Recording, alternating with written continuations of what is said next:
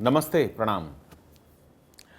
आजकल लोगों को खान-पान के कारण स्किन की समस्या, स्किन का सोराइसिस की समस्या, दग्गे की समस्या, इचिंग की समस्या बहुत होने लगी है।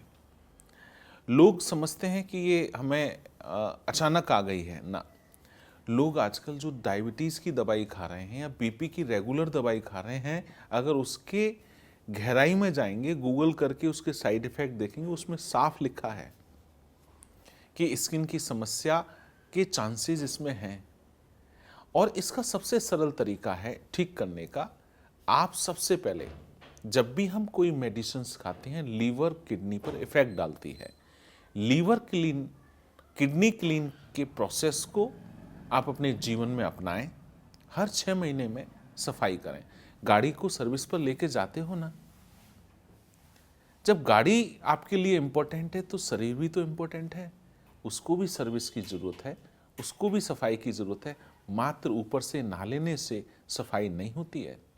अंदर के ऑर्गन, जैसे गाड़ी का फिल्टर और ऑयल चेंज करते हैं, ऐसे शरीर का जो फिल्टर है वो लीवर और किडनी है, उसको चेंज करें। और जो ऑयल है वो फ्रूट्स हैं, इनका आप सेवन करें, आपकी स्किन की समस्या ठीक होने लगेगी। और स्किन के लिए कड़वा चरायता, इसको रात में 1 चम्मच पाउडर को भिगो दें, सुबह गर्म करके पी लें। 3 महीने इसका सेवन करें। और जब नीम की नई नई कोपलें खिलती हैं, उनको तोड़ें, लगभग 25 से 30 ग्राम 1 कटोरी भरकर अच्छे से चबा के खा लें, पानी पी लें। मई जून में सबसे ज़्यादा खिलती हैं और बहुत लाभकारी हैं। हमारे ग्रंथों में कहा गया है कि पचाम्यन्नम चतुर्विधम, 4 प्रकार का भोजन, तीखा, कड़वा, कसेला, सादा, सभी भोजन के अंग हैं।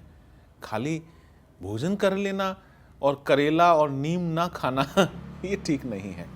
ये सब स्किन के लिए बहुत फायदेमंद हैं। आप प्रयोग कीजिए, आपकी इनकी स्किन की समस्या ठीक हो जाएगी। बताइएगा। नमस्ते, प्रणाम।